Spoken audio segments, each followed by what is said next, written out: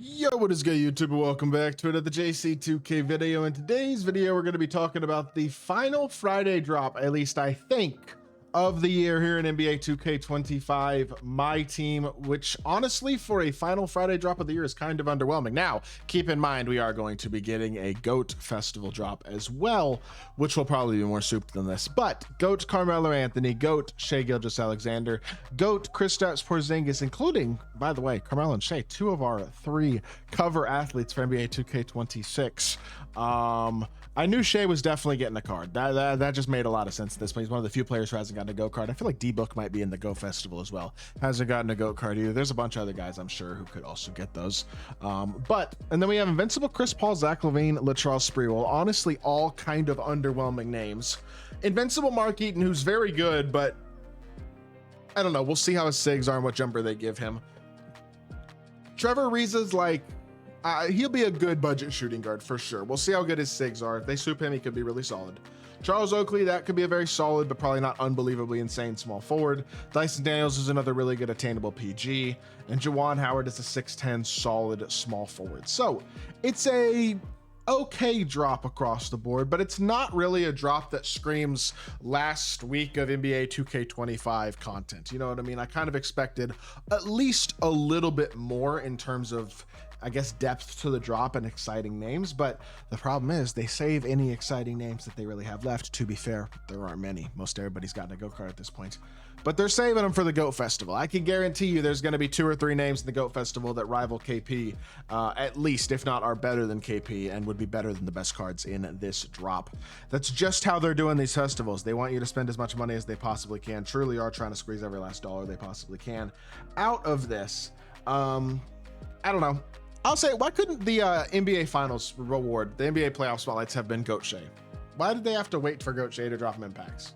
That's one thing I will say. I would have liked to see that Shai just be a GOAT card, because, I mean, that would be cool. The Finals MVP, Best Player of the Year, One's MVP, everything. Like, I mean, give him, I don't know.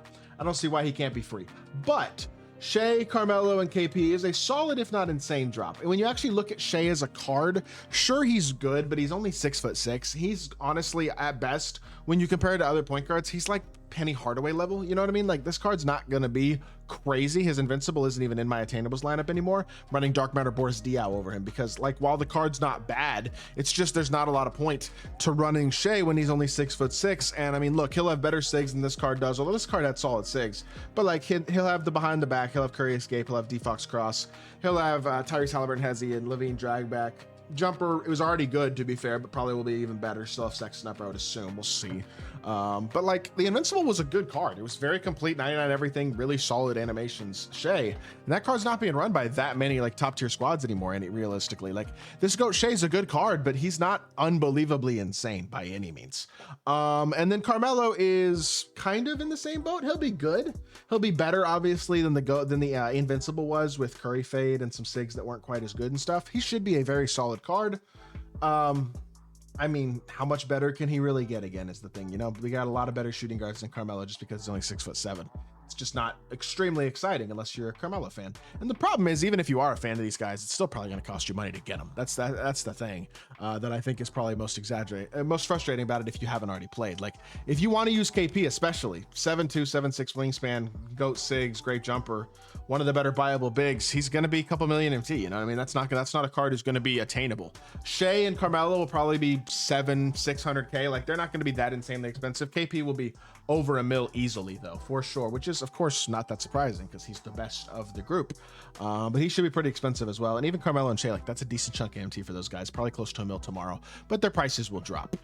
Chris Paul, Latrell Sprewell, Zach LaVine. I mean, that is a underwhelming trio of Invincibles if I've ever seen one, to be honest. Latrell is what, 6? Is Latrell 6'5" or 6'6"? I know LaVine is 6'5", and obviously CP is 6 foot. Latrell is 6'5" with a 6'8" wingspan. Yeah, that's just not going to cut it. Let's be honest. I mean, realistically, none of these guys are big enough to be elite point guards at this point in the year, even with 99 everything stats. Chris Paul is just, he's 6 foot tall. Like, I think we understand why guys like John Stockton and Chris Paul and Isaiah Thomas and guys like that generally don't get GOAT cards, because 2K knows they aren't going to sell. Nobody really cares about them. So even though Chris Paul is one of the best players on this graphic, he is kind of a forgotten about card because he's not going to be that great, honestly. Zach LaVine will be fun, and I mean, if they give him the right SIGs and the right animations, he should be a really solid PG, but again, he's not spectacular at this point at his size.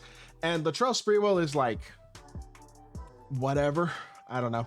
I don't think there are that many people playing my team who have a Latrell Sprewell attachment. So I think for most people, that card is a card that they're pretty much just going to ignore for the most part, but he could be okay.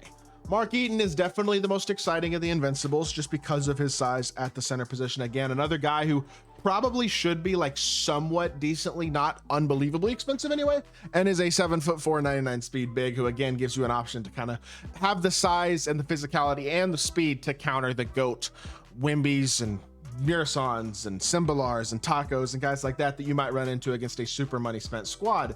Now you're not going to play those cards that much, but this Eaton card should probably be relatively not that expensive. Like he'll probably be less than $1 million MT, which again still is a lot of MT. But if you look at like Arvydas Sabonis from last week, which I feel like is a pretty good comparison to what this Eaton card will be, he's right now less than $1 million MT for sure.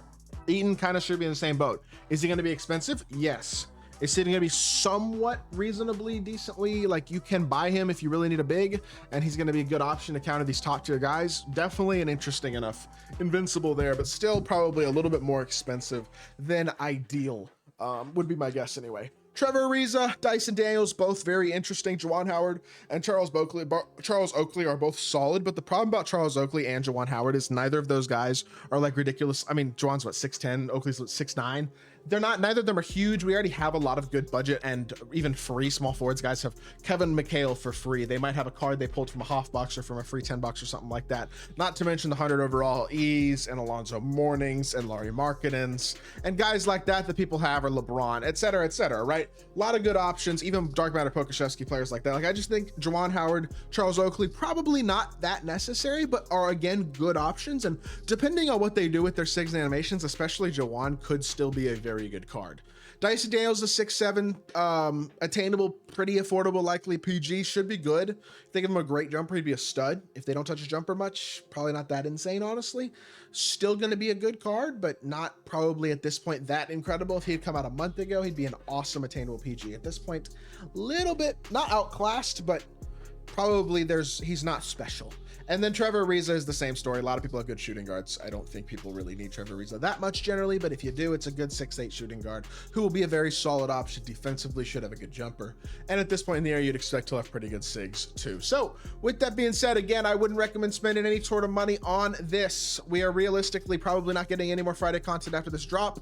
We will probably get G.O.A.T Invincible packs next week, which will likely drop the market significantly as well on the auction house. So keep in mind that's probably coming. I wouldn't blow through your MT right now, and be pretty smart with what you do, especially with your money. I just don't think it's worth it to spend money on this type of content at this point in the year.